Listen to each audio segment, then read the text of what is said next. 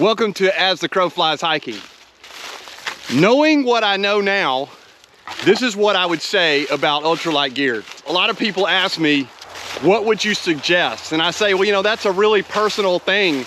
There's a lot of options out there. I've got a few tips I'd like to talk about. So I'll go to camp and I'll sit down and go through some of the major things.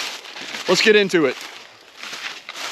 So knowing what I know now, I'll give you things to think about in relation to ultralight gear. Keep in mind, all these things are simply one person's opinion. You do whatever you feel like you need to do for your backpacking kit. First, let's talk about your tent. I mean, when you think about a tent and ultralight gear, you've got to be thinking about fabric.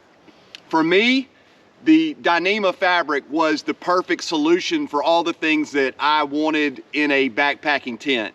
That is, the Dyneema fabric does not absorb water because it's a laminate of the Dyneema thread and a plastic. If it does get wet in the next morning, all you have to do is shake it off and the water comes off of it. You don't have to sit it out in the sun and dry it like sil-nylon. Ultralight gear, if you're getting down to where you want to have a tent that's below 2 pounds, even below 1 pound, this Plex Solo by Z-Packs is 13 ounces or almost 14. It is a one-person tent.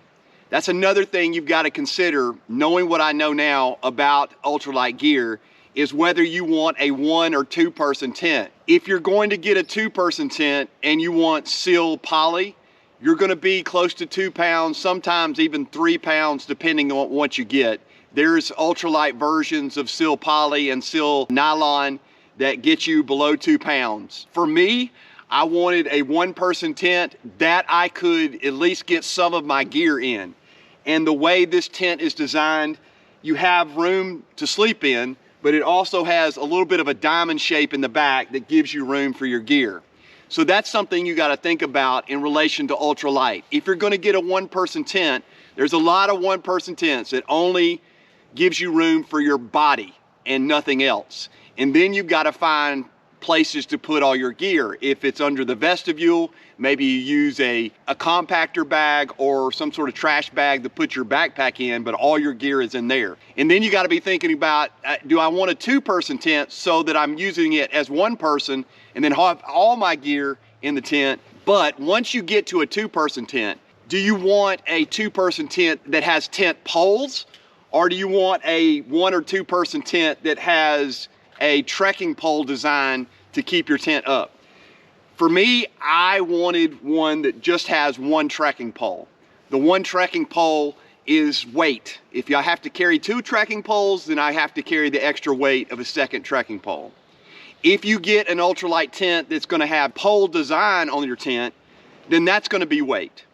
So it's all about how much weight do you shed by using either the trekking poles or the tent poles. For me, knowing what I know now, if I had to start over, this would be the tent that I would buy because it fits my needs, but it may not fit your needs. It's simply small enough that I can get in and light enough and not bulky enough that I can keep it in my pack and then have an ultralight kit. The bigger the tent you have, the bulkier your pack is gonna be. And for me, this packs down really, really small, and it gives me room for my gear, and that is minimally what I need. The downside of that is it's super expensive. The second piece of gear that I'll talk about, I guess, would have to be the backpack. Now, this backpack is a Dandee ultralight backpack. It is not a frame backpack, so all it is simply a bag with a couple of pockets on the side and a big pocket on the front, and then straps. There is no frame, there's no internal frame, there's no stays. You simply have to make sure that your kit is down small enough that you're not overloading it and creating a lot of weight on your back that's going to weigh you down during the day. When you're looking at ultralight gear for a backpack, do you want one that's frameless? Because if you do, there's only a certain amount of weight that you can put on yourself with a frameless backpack. Or do you want one with a frame? Anytime you add some sort of internal frame or stays, whether it be carbon fiber, aluminum, or something else, then you're gonna add weight to it. But with those stays, or with that frame, you can carry a little bit of a heavier load. If you take the stays out, then this particular pack, it's about a 45-liter pack, it will carry, I don't know, 25 pounds or so, and that's maxed out. So you have to make sure that your tent and your other items are small enough, not bulky enough, that you're going to be able to carry all that and pack it down in your backpack. There's all kinds of options out there. If you're looking for a pack that's 2 pounds or less, then you can look to all these cottage companies that give you good options for an ultralight pack. Knowing what I know now, I would have several options for a pack, and that's what I have. I have the go-to pack that I use, the Ultralight Mountain Gear pack that has a stay system, and it is so comfortable for me, maybe not for you, and it works perfectly. It's made of Dyneema, but it is 31 ounces. When I want to go ultralight, I have a second option, and that is like the Dandee pack. It does not have a stay system in it. It's 16 ounces, and if I'm really going for a lot of miles and I want less weight, then I have something like that for ultralight. As far as the fabrics, Dyneema, Ultra, robic type of fabric, there's all kinds of fabrics out in the market. And regardless of what they say, none of them are completely waterproof. So you're gonna have to decide, do I use a nylon bag in it? Do I have a pack cover? What do I do? And all that adds to weight when you think about it. The third thing that I will talk about in my point of view of ultralight gear would be a sleeping bag. What I have here is the Enlighten Equipment Revelation that I use a lot of times. And it is a quilt and not a traditional sleeping bag. That is, it has no zipper. You have to use these strap systems around your sleeping pad. And with that, what you do is attach it around your sleeping pad. So you have to use the R value of your sleeping pad to make sure that you have the correct temperature rating for your sleeping bag and your pad, because that is part of the system.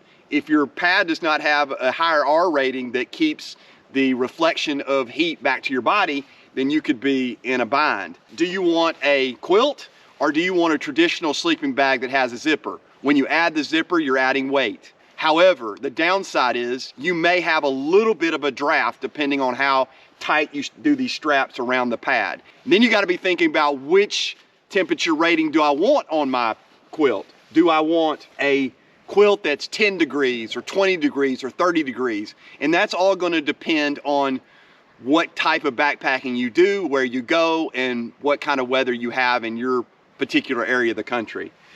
Lots of people don't like the quilts because they love the traditional way of having zipped up in the bag. However, you really don't get any warmth underneath you with a traditional bag because you're compressing the bottom of the bag against your pad or against the ground.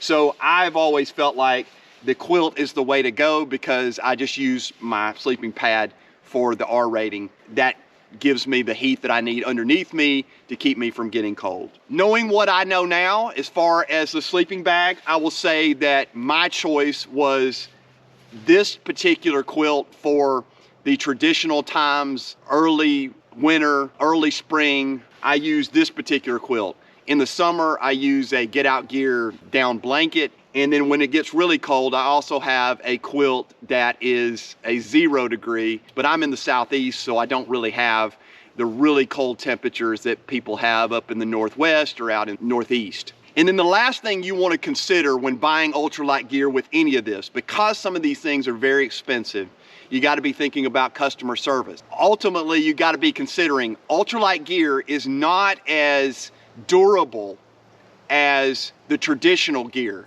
because it's made of fabrics that are new technology and they're not quite as robust, and they can have rips and holes and different malfunctions. So you got to be thinking, am I buying from a company that's going to back me with good customer service? They're going to back their products and they're going to help you along the way. This is the setup that's best for me.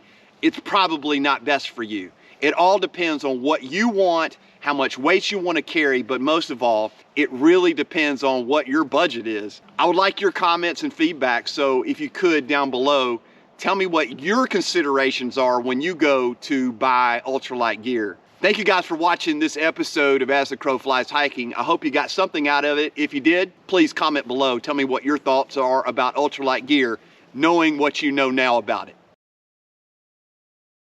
Yeah, Senior Hiker 77 here. Listen, that's a lot of great information packed into that video. There's no secret to ultralight backpacking, and there's no best, better, and the greatest. If you do your due diligence and check out your items, I'm sure you'll be happy with your purchase. It's financial is what it boils down to. You just build into it one at a time.